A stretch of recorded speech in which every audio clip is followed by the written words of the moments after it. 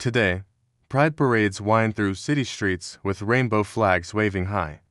Corporate logos turn colorful. Politicians tweet messages of support. But there was a time not long ago when being gay in America meant hiding, surviving, and sometimes disappearing. Behind every celebration lies a history of resistance, persecution, and resilience.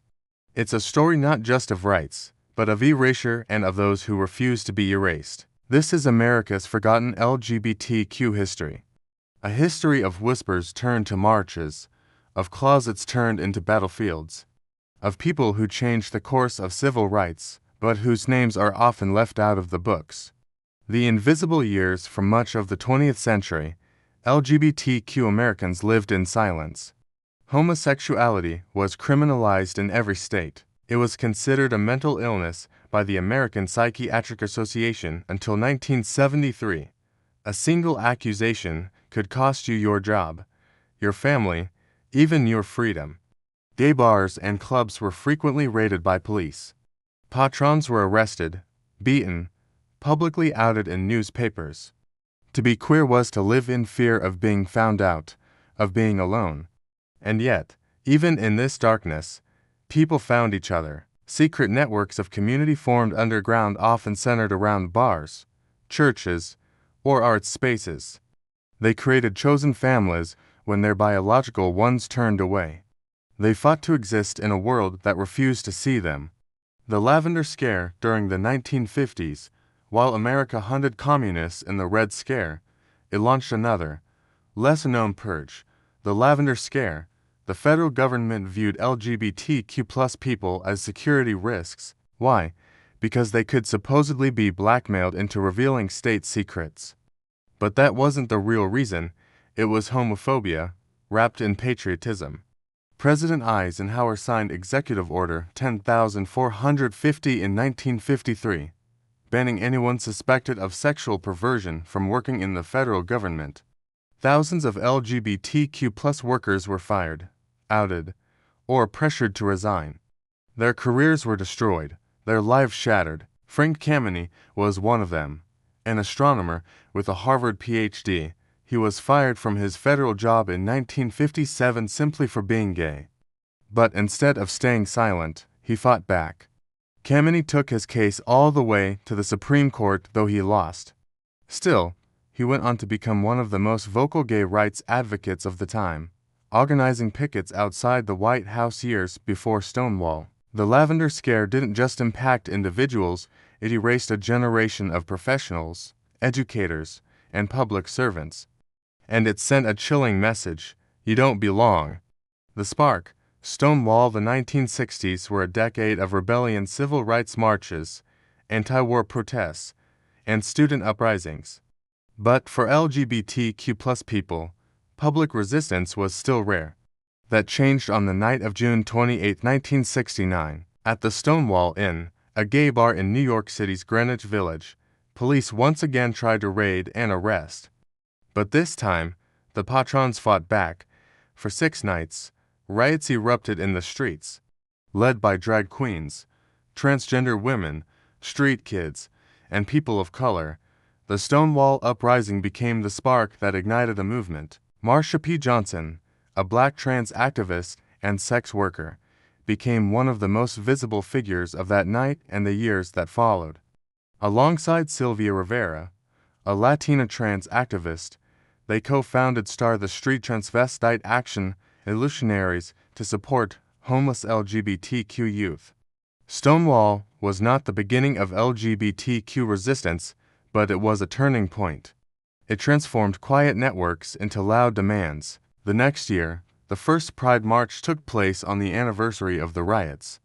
Thousands marched in New York, Los Angeles, and Chicago. The era of visibility had begun.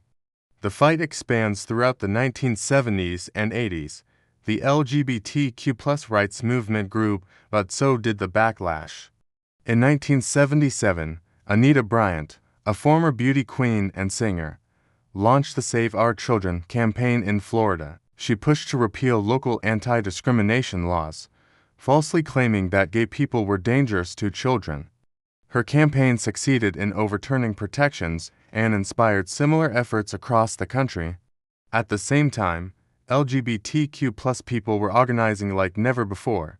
Harvey Milk, elected in 1977, became the first openly gay elected official in California. His presence gave hope to millions who had never seen themselves in politics. But just a year later, he was assassinated. Milk's death was a shock, but it galvanized the movement. People poured into the streets demanding justice and equality. LGBTQ+ visibility was no longer a fringe issue, it was a national conversation. Then came the AIDS crisis. In the 1980s, as HIV/AIDS spread rapidly, the federal government remained silent. President Reagan didn't even mention the disease publicly until over 20,000 Americans had died. LGBTQ+ people were left to bury their own dead, care for the sick, and fight for resources that were slow or non-existent. Out of this tragedy came new waves of activism. Groups like ACT UP staged die-ins, shut down Wall Street, and forced the media to pay attention. They refused to be ignored.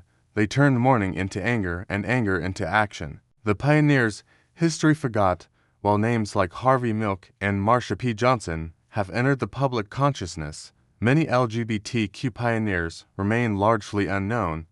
Bayard Rustin, a black gay man, was the architect of the 1963 March on Washington and a close advisor to Dr. Martin Luther King Jr., but because of his sexuality, he was pushed into the background of the civil rights movement. Barbara Gittings, often called the mother of the LGBTQ civil rights movement, organized protests in the 1960s and worked tirelessly to have homosexuality removed from the list of mental disorders. She was a trailblazer long before the world was ready. José Sarria was the first openly gay person to run for public office in the U.S. in San Francisco in 1961. He didn't win, but his campaign inspired others to try. These pioneers and so many more laid the foundation for the freedoms many enjoy today. But their stories are rarely told, their courage often erased. The legacy lives on today. LGBTQ+ rights have made historic gains. Marriage equality is legal. Don't ask, don't tell is gone. Representation in media and politics has never been higher. And yet, new threats emerge constantly: attacks on trans healthcare, don't say gay laws, rising hate crimes. History shows that progress is never permanent. It must be protected, retold, and passed on. America's LGBTQ+ history is just about pride, it's about protest. It's about resilience in the face of injustice. It's about people who were told they didn't exist and stood up to say, we do. This isn't just queer history. It's American history, and it's time we remembered it.